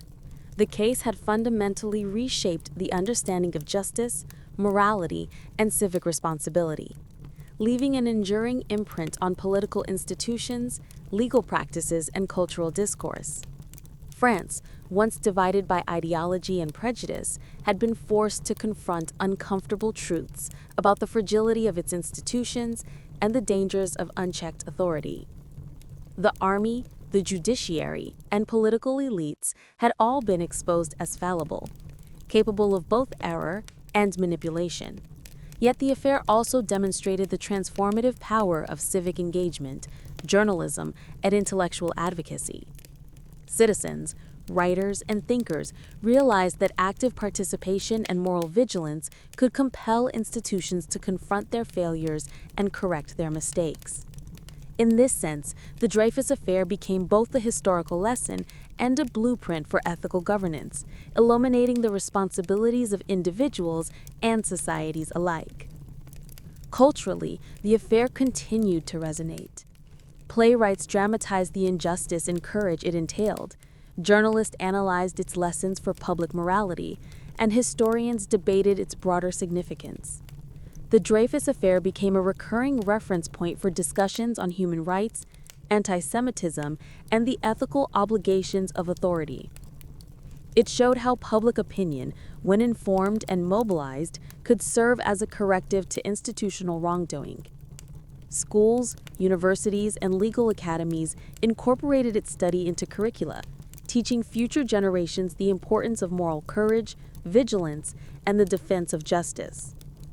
The case became a touchstone not only in France, but internationally, cited wherever injustice or prejudice threatened the integrity of institutions. Politically, the lessons of Dreyfus influenced legislation and reform. Judicial procedures were scrutinized and improved, oversight mechanisms strengthened, and protections for minority communities slowly expanded. Anti-Semitism, while far from eradicated, became a topic of public debate and legal consideration in ways that had been impossible before the affair. Military procedures were reformed to prevent the misuse of authority and ensure that accusations, evidence, and trials were subject to rigorous scrutiny. By exposing the consequences of institutional arrogance and social prejudice, the affair created a precedent that echoed across the legal and political landscape of France, reminding both leaders and citizens that justice requires accountability at every level. Internationally, the Dreyfus Affair served as a moral exemplar. Legal scholars, human rights advocates, and politicians studied the case to understand the dangers of unchecked institutional power. It demonstrated how systemic prejudice, secrecy, and hierarchy could combine to produce grave injustice, and equally, how public advocacy, intellectual courage, and collective moral action could restore it. Across Europe, the Americas, and even colonial territories, Dreyfus became a symbol of the human capacity to confront entrenched authority and demand ethical governance.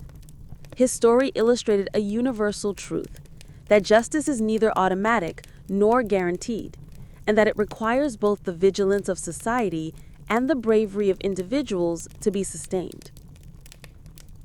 On a human level, Dreyfus's experience underscored the enduring moral lessons of resilience, patience, and principled courage. He demonstrated that one person's suffering, when witnessed and amplified by conscientious allies, could catalyze societal transformation. His life reminds us that injustice, no matter how deeply embedded, can be challenged and corrected, but only when ordinary people are willing to confront authority, advocate for truth, and insist upon accountability. Dreyfus's courage became inseparable from the courage of those who supported him, illustrating the collective dimension of moral action. The affair also left an indelible mark on French identity. It forced the nation to confront the fragility of its institutions, the persistence of prejudice, and the tension between tradition and justice. The Dreyfus Affair became a touchstone for debates about civic duty, national honor, and the ethical responsibilities of both leaders and citizens. It reminded France and the world that moral courage is not merely a personal attribute, it is a societal necessity. The lessons of the affair would inform discussions of justice, civil rights, and institutional reform for decades, shaping the moral and ethical frameworks of nations beyond France. Ultimately, the Dreyfus Affair is not only a story of injustice, courage, and redemption, it is a story of society itself. It teaches that vigilance, advocacy, and ethical commitment are essential to prevent abuse of power, that truth, though often obscured, can prevail, and that moral courage, sustained by collective conscience, can transform societies. Alfred Dreyfus's ordeal, once a scandal that divided a nation, has become a timeless narrative about human dignity, the power of truth, and the responsibility of individuals and institutions to uphold justice. And there it is, Night Owls, the full arc of the Dreyfus affair, a tale of injustice, courage, societal reflection, and enduring moral lessons. Alfred Dreyfus, once imprisoned and vilified, emerged as a symbol of resilience and integrity, teaching us that truth and justice require both individual bravery and collective vigilance. If this story kept you awake tonight, thinking about how societies can both fail and redeem themselves, drop a comment below. Tell us what struck you most. Was it Dreyfus's personal courage, the power of Zola's words, or the enduring lessons for modern justice? And don't forget to subscribe to Sleepless Politics. Stories like this, where courage challenges secrecy and conscience confronts prejudice, are why we stay awake, digging into the past to understand the present. Remember, the night may be long, but truth and moral courage are longer, and their lessons last a lifetime.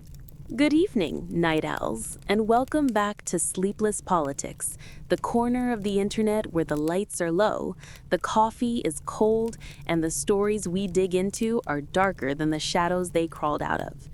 If you're here at this hour, it means you already know the rule.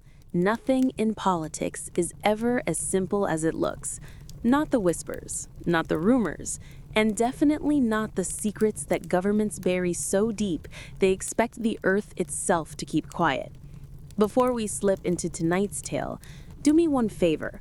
Drop a comment telling me where you're listening from and what time it is right now. It always blows my mind to see the map of night thinkers lighting up across the world. And of course, if you haven't yet, hit subscribe. You're not going to want to miss the things that keep us awake. Now, settle in, dim the lights, because tonight's story isn't just strange, it's absurd. A political ghost story wrapped in cold Soviet air, a tale of old men with trembling hands, a dying superpower trying to remember how to breathe, and a conspiracy so fragile that reality itself shattered it before the plotters could make their first move. This is the story of the coup that never happened. Moscow, 1982. A city coated in winter, even when the calendar insisted it was autumn. The air tasted like metal. The streets echoed with the familiar rumble of ladas, and inside the Kremlin walls, the Soviet Union was rotting from the inside out.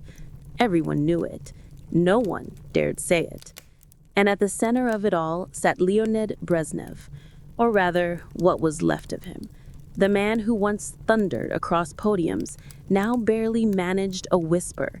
His hands shook continuously, his mind drifted in and out of fog, and his very presence at Politburo meetings had become a grim performance. Aides lowering him into a chair, straightening his medals, patting his face dry, and praying he stayed conscious long enough to read whatever the speechwriters had prepared in his name. Outside the official photographs and ceremonial parades, the truth was brutal. The Soviet Union was being led by a man who could barely stay alive. And in the rigid, paranoid ecosystem of late Soviet power, that truth was gasoline sloshing around the floor of an already burning building. The Politburo, a cluster of aging officials with stiff backs and stiffer ideologies, began to fracture quietly. Smiles turned sharper, conversations became shorter, and behind the locked doors of Kremlin offices, men whispered with the hushed intensity of gamblers clutching their last chips. There was Yuri Andropov, the former KGB chief whose stare could cut glass. He watched Brezhnev deteriorate like a scientist observing a specimen. Konstantin Chernenko, loyal, fading, and too sick himself to seize power, but too stubborn to let anyone else have it. Dmitry Ustinov, the defense minister, who saw opportunity the way a hawk sees a rabbit twitch beneath the snow. But deeper in the machinery, lower in the hierarchy, among the regional party bosses, mid-tier generals, and ambitious deputies, a different conversation began. Secret, careful, dangerous. These were the men who knew the Soviet Union had been drifting aimlessly for years, its economy sinking, its system clogging, and its leadership reduced to an exhausted old man held together with medication and ceremony.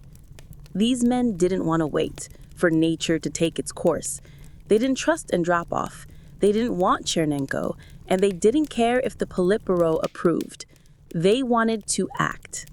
And so, between snow-covered dachas, in dim rooms that smelled of cigarettes and fear, a plan began to take shape. A plan to remove Brezhnev quietly, declare an emergency transition of power, and install a temporary committee that just so happened to be made up of the conspirators themselves. It was risky. It was illegal. It was treason. But in their minds, it was also inevitable. And then, before their secret clue could spark, history delivered its coldest punchline. Brezhnev died on his own.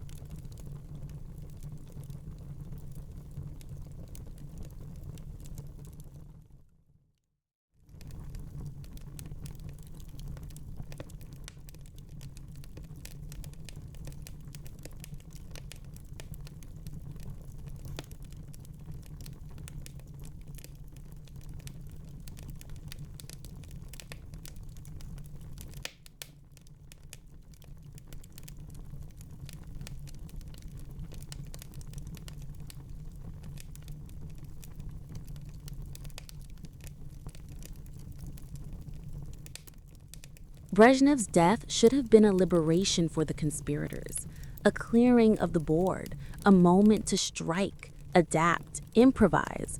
But instead, it ripped the floor out from under them. They had planned for sabotage, for stealth, for a silent internal dispatch. What they had not planned for was nature beating them to the punch. When the news broke, it didn't echo through the system like a shock. It moved like a wave of tightly choreographed inevitability. Phones that were supposed to stay cold lit up. Guards who were supposed to be neutral snapped to attention with renewed purpose. Entire departments, which had been drifting in apathy, suddenly shifted into rigid protocol. The USSR had long rehearsed the death of a general secretary, and the state activated its routine with mechanical precision. For the conspirators, it was a disaster. A coup succeeds not in chaos, but in controlled vacuum. Brezhnev's natural death created no vacuum at all. The moment he stopped breathing, the state inhaled for him. Within minutes, the Central Committee was moving. The KGB was mobilizing. The Politburo was drafting Brezhnev's successor with the kind of frozen calm that only a system trained to outlive individuals could muster. The conspirators had hoped to freeze the system, override it, and manipulate it. Instead, the Soviet machine roared awake, and they were suddenly ants trying to build a nest beneath a tank track. Inside the Kremlin, the atmosphere shifted in a heartbeat. The corridors, always echoing with the shuffle of guards and the muted hum of bureaucratic movement, now felt colder, more rigid. Yuri Andropov arrived before dawn, flanked by two silent aides.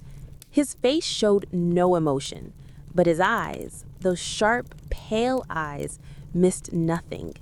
He scanned the room as if reading the thoughts of every man present. He knew someone had been plotting something.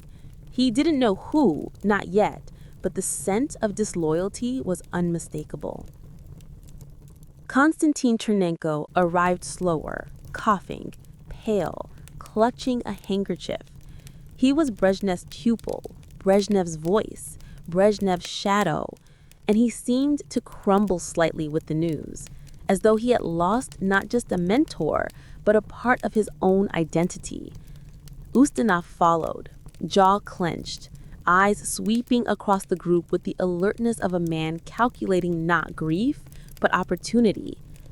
No one dared mention the quiet meetings in dachas. No one dared speak of the lists, the whispered votes, the plan, because they all understood the new reality. A state is most dangerous when it snaps into automatic mode. The conspirators, the real ones, the ones who had risked everything, knew instantly they were in mortal danger. The KGB was already digging. Phones were being tapped more thoroughly, movements logged, offices watched. Every official within 50 meters of Brezhnev's final days came under intense scrutiny. Sudden ambition, unusual meetings, strange behaviors, anything could trigger suspicion. Some conspirators burned documents in stoves. Others flushed notes down toilets. A few panicked and contacted the very people they had planned to overthrow. A fatal mistake. By mid-afternoon, 2 of the plotters had been quietly removed from their offices. Their names were not announced, not even whispered. They simply vanished from the halls of power, replaced by new faces within hours. No explanation, no paperwork. In the Soviet system, absence was explanation enough. Meanwhile, the Politburo gathered around the long table where Brezhnev had once presided with trembling hands. Now his empty chair became a symbol of urgency. Procedure took over, rigid, ancient and merciless. Andropov, the quiet storm, was the clear favorite. He represented control, order, intelligence, stability. The army trusted him. The KGB feared him. The economists tolerated him. And most importantly, the conspirators feared him. Because if anyone could uncover them, it was him. As the Politburo deliberated, the conspiracy that had seemed so bold just days ago now felt like a ridiculous suicide and dream. They had gambled against time, and time had won. No bullet, no poison, no staged political maneuver could compete with the quiet finality of death. Brezhnev had robbed them of their moment simply by ceasing to live. But this was only the beginning, because coups don't die easily. They decay, slowly, dangerously, and the men who planned this one were still out there, afraid, armed with secrets, and desperate to survive.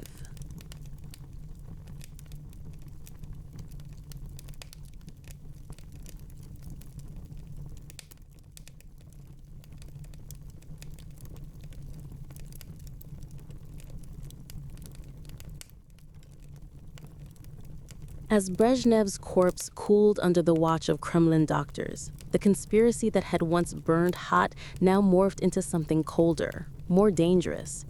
Fear changes men, strips them of arrogance, sharpens their instincts, squeezes their thoughts into small, frantic spaces where survival becomes the only currency. And in the hours following Brezhnev's death, the conspirators drifted into that mental frost, each man isolated, each wondering who would break first. The Soviet Union was performing grief like a play it had rehearsed for decades. State television switched to somber programming, announcers spoke in strained monotones. Factories organized moments of silence. Portraits were draped with black ribbons. The public mourned because that was what the public was expected to do. But behind the curtains, in those heavy government buildings of red marble, the real storm was gathering. The KGB, with Andropov now tightening his grip, launched what officials later referred to only privately, only in hushed tones, as the quiet sweep. No arrests, no public accusations, no show trials. Instead, subtle movements. Files resurfacing from archives, names cross-checked, phone logs examined, patterns analyzed. The KGB didn't need screaming confessions. All it needed was a crack. One crack, and the entire conspiracy would collapse. And the conspirators felt that pressure like a weight pressing down on their spines. General Alexei Kulikov, one of the military's rising stars and one of the men who had believed the coup not only possible, but necessary, now woke each morning expecting a knock at the door. He hadn't told his wife anything, not even hints, but she felt it. The way he flinched at distant sirens, the way he paused before answering the telephone, the way he stared at the wall as though waiting for it to speak first. She asked if he was ill. Kulikov said he was fine. He was not. A different conspirator, Anatoly Shishkin, a mid-level party secretary from Leningrad, tried to continue his work as if nothing had happened. But paranoia stalked him relentlessly. He began avoiding elevators, always choosing the stairs. He rewrote memos 3 or 4 times before sending them, terrified that a misplaced phrase might betray his anxiety. He stopped meeting friends, stopped attending dinners, stopped sleeping more than an hour or 2 at a time. His doctor prescribed tranquilizers. Shishkin flushed them down the sink. But the most frightened among them was Sergei Koval, the bureaucrat who had drafted the first outline of the coup weeks earlier. He was a man of paper, a planner, a strategist, a fixer. He had no military backing, no regional power base, no personal loyalty network. His influence came entirely from secrecy and whispering. And now, those skills turned against him, because he knew the truth. Plotters without protection were executed by history, not by bullets. Koval burned every document in his possession, but he could never burn the memories. And memories were enough to kill him. In the Kremlin, Andropov watched. He had not been Brezhnev's closest ally, but he was certainly the most prepared successor. Years leading the KGB had conditioned him to read not just reports, but faces, posture, behaviors. He recognized panic the way a hunter recognizes wounded prey. He noticed who avoided his gaze, who spoke too formally, who lingered after meetings. He never confronted them, never announced that he suspected anything. He simply observed. Let the fear ferment. Because Andropov didn't need to punish the conspirators with executions.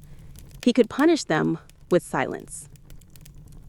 And while the KGB hunted quietly, the Politburo had already locked into its next phase, the performance of unity. Camera crews set up inside the Hall of Columns where Brezhnev's body would lie in state, resting beneath chandeliers that glittered like frozen tears. Foreign delegations were invited, speeches drafted. A carefully scripted facade of stability was about to be broadcast across the world. The conspirators watched all this unfold with a single suffocating realization. They had planned to take power, but by failing, they had placed themselves directly beneath it. And power in the Soviet Union was a crushing weight, especially for those who had dared to reach for it. The coup had never happened, but the consequences, those were happening now. And the most dangerous phase was still to come. Because when a conspiracy dies, its ghosts don't vanish. They start whispering. And sometimes they whisper to the wrong ears.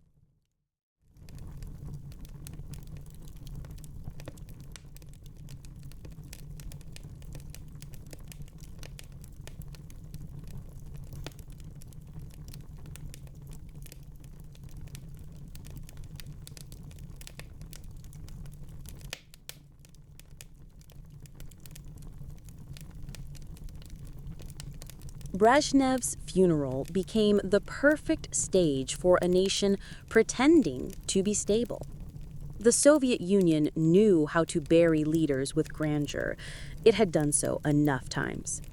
The Hall of Columns, draped in crimson and gold, filled with generals in polished boots, diplomats in dark suits, and bureaucrats whose faces were stiff, not with grief, but calculation. Cameras rolled. Choirs rehearsed the correct level of sorrow. The coffin, adorned with medals Brezhnev could no longer wear, lay under brilliant chandeliers that made the polished wood gleam like frozen amber. But beneath that spectacle, beneath the orchestrated tears and formal condolences, a second drama played out, silent, predatory, and far more consequential. The funeral was the first moment the conspirators had to step into public space since Brezhnev's death, and every step they took felt like walking across a minefield. General Alexei Kulikov arrived in his uniform, his chest stiff, his chin raised. His medals clinked faintly as he walked, a sharp metallic music that felt louder than the entire orchestra accompanying the procession. Soldiers saluted him, officials nodded politely, and yet Kulikov felt watched. Not by crowds, not by cameras, but by Andropov, who stood near the entrance like a sentinel carved from frost. Andropov did not approach him. He didn't have to. His eyes tracked Kulikov's movements with the calm interest of a man who had already placed a file on his desk and was now waiting to see how it breathed. Anatoly Shishkin arrived next. His suit was immaculate, ironed 3 times by trembling hands. He clutched a folder he didn't need, an empty folder, useless but comforting. He moved among the mourners with a strained smile, nodding too quickly, bowing too often, trying desperately to look like a man simply honoring his leader rather than a man haunted by his own disloyalty. His fear made him conspicuous. He knew it, and yet he couldn't stop. Sergei Koval entered last among the 3. Unlike the others, he had chosen subtlety. A plain black suit, no gestures, no conversation. He stayed near the back, blending with lower-level officials, but blending was impossible. His eyes darted constantly. His breathing was shallow. He watched Andropov, watched the generals, watched every doorway.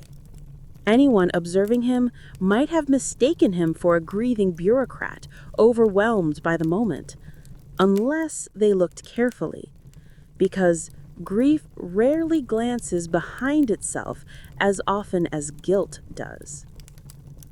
As the funeral ceremony began, with speeches praising Brezhnev's unshakable leadership and lifelong devotion to the motherland, the conspirators stood stiffly, aware that each word spoken about stability, legacy, loyalty, and continuity felt like an accusation. It was as if the entire state had agreed to weaponize the very concept of unity against them. Outside the Hall of Columns, black ZIL limousines idled beside snowbanks. Military honor guards stood at attention, their breath forming clouds in the freezing air. Soviet citizens gathered along the funeral route, bundled in coats, clutching flowers, many genuinely mourning the only leader they had known for nearly 2 decades. But even here, even among crowds mourning sincerely, the conspirators felt unsafe. Any face could be KGB. Any mourner could be an informant. Any misplaced expression could be the last mistake they ever made. When Andropov delivered his speech, his voice steady and low, the conspirators listened with growing dread. Not because of the words, those were standard phrases about sacrifice and duty, but because of the tone. Every sentence carried an undercurrent, a warning wrapped in diplomacy. The system endures, the state watches, loyalty is everything. The message was not subtle. When the coffin was carried out into the cold light, the conspirators felt the temperature around them drop further. Soldiers marched in slow, precise steps. The day after Brezhnev's funeral, Moscow woke early. Snow still dusted the rooftops of the Kremlin. The streets were quiet, and the air carried that eerie stillness that always follows a major shift in power. The Soviet Union rarely changed leaders smoothly.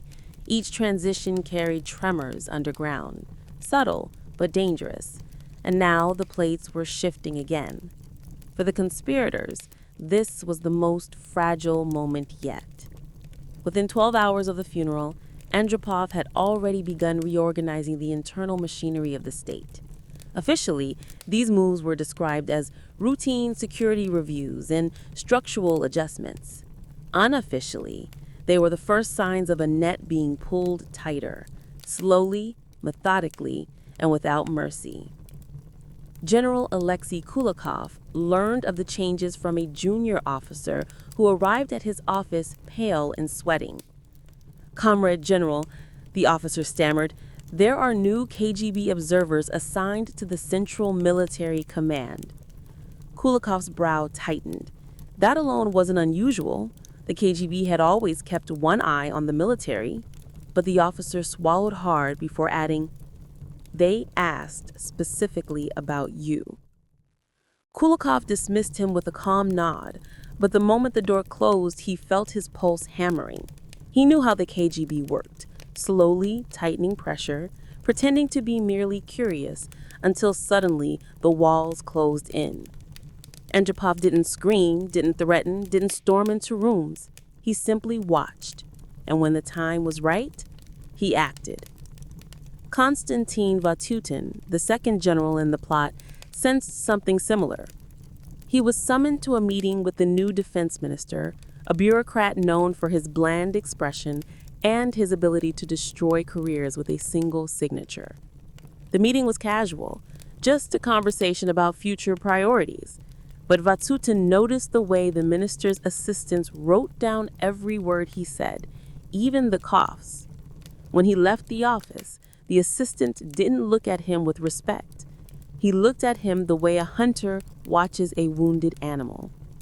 Meanwhile, in the party bureaucracy, Anatoly Shishkin discovered that his access codes to several classified archives had been quietly revoked. No explanation, no warning, just a small red denied where yesterday there had been clearance. Worse, his secretary looked frightened when he arrived that morning, truly frightened, and when he asked what was wrong, she only shook her head, refusing to speak. Sergei Koval, the economist, faced his own version of the tightening net. His phone, normally quiet, began ringing with polite but probing inquiries. "Comrade Koval, we noticed you withdrew classified economic projections last week. Comrade Koval, could you clarify your meeting schedule for the week of October 18th? The questions were harmless on their surface, but the tone wasn't harmless. It was clinical.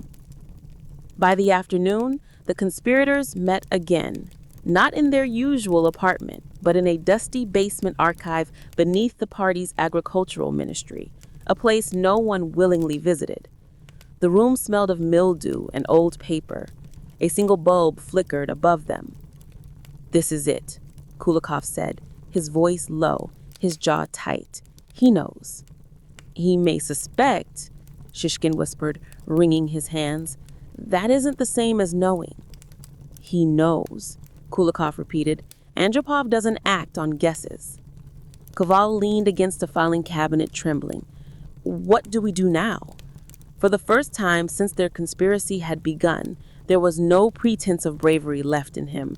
His shoulders slumped, his eyes were hollow. Vatutin exhaled slowly, staring at the concrete floor. "We ended," he said. "We burned the documents, we destroyed the notes, we cut all ties." "And then what?" Koval asked. "Then we hope he forgets." Kulikov shook his head. Andropov never forgets. Silence hung over the room, heavy as dust. Finally, Shishkin said softly, "If we do nothing, we die. If we confess, we die." He hesitated. "But if we blame someone else..." "No," Kulikov snapped. "We are not turning this into a purge. Innocent men will die." "Innocent men always die," Shishkin whispered. "This is the Soviet Union." The ball buzzed above them. They were trapped, caught between a failed conspiracy and a man who specialized in uncovering secrets. When they eventually left the basement, going out one by one into the early winter evening, each man felt the same chill. By November's end, the sky above Moscow had turned a heavy slate gray, the kind that reflected no light, swallowing instead of shining. Snow drifted in slow spirals across Red Square, but the cold did nothing to dull the tension inside the Kremlin. In the building's deepest chambers, far from the ceremonial halls and polished corridors, the KGB had begun its quiet digestion of the Soviet state. And at the center of that silent machinery sat Yuri Andropov. He worked late, always late. His desk cluttered with neatly organized files, reports, and surveillance summaries. Soft classical music, usually Shostakovich, played in the background. His glasses glinted under the lamp as he read, page after page, every movement of every senior official logged in precise detail. Officially, these were background checks to ensure stability following the transition of power. Unofficially, they were something far more personal. Andropov, thin, pale, and chronically ill, had the mind of a man who knew time was his enemy. He could not afford chaos. He could not afford hesitation. And though Brezhnev had been allowed to rot in place for years, Andropov would not allow that to happen again. He intended to rule with clarity, discipline, and absolute authority. But to do that, he needed to know who had been planning what during the final months of the old man's decline. And he already had his suspicions. A KGB colonel entered his office with a folder tucked under his arm. He bowed slightly. Comrade General Secretary, preliminary results from the Politburo review. Andropov gestured for him to continue. We have identified irregularities in 4 departments: military economic planning, strategic coordination, and internal party administration. He hesitated. We do not yet know if these are connected. They are connected, Andropov said, without looking up from his papers. His voice was quiet, steady, and cold. Everything is connected. What remains is only to confirm it. The colonel nodded, swallowed, and stepped back. Andropov closed one document and opened another, a collection of surveillance notes relating to General Alexei Kulikov. Routine at first, nothing unusual, meetings, orders, travel logs. But then came the discrepancies. Secret late-night gatherings, contacts not recorded in official schedules, a pattern of movement that, to an untrained eye, looked like nothing. To Andropov, it looked like intent. Another file covered Konstantin Vatanin, whose meetings with Shishke had been flagged as administratively ambiguous. Again, nothing incriminating on its own. But Andropov did not judge by pieces. He judged by patterns. And the pattern forming in front of him was unmistakable. He leaned back in his chair, removing his glasses and rubbing his temples. He had suspected a plot against Brezhnev. He had sensed it in whispers, felt it in small deviations in loyalty that only a man like him would notice. The old man's reign had grown sloppy, corrupt, slow. And that slowness had created a vacuum. Ambitious men always rush to fill a vacuum. Now the question was not whether a conspiracy had existed, but whether the conspirators still posed a threat. Andropov stood, walked to the window overlooking Moscow, and watched snow fall in thin waves. Somewhere out there, men who had plotted behind Brezhnev's fading back were now scrambling like rats in a burning granary. He did not hate them. He simply understood them. But he would not allow them to undermine him. He returned to his desk and pressed a button on an intercom. He said, Bring me the transcripts of all intercepted communications from September through November. Everything flagged under priority red. Yes, Comrade General Secretary. Click. Across the city, the conspirators felt pressure mounting, even if they couldn't yet see the source. General Kulikov found his staff growing distant, eyes following him, whispers cut short when he approached. Vatanen noticed soldiers assigned to escort him more closely than before. Their politeness was perfect. Their presence felt like handcuffs. Kovaline discovered that his wife's cousin had been questioned by KGB agents about irregularities in household consumption. The message was clear. The walls were closing. Andropov did not yet strike, but he was watching, tightening, preparing. The conspirators did not know exactly how much he knew, but they understood the nature of the man hunting them. Yuri Andropov was not Brezhnev, slow, dull, and indulgent. He was a blade, and blades cut clean.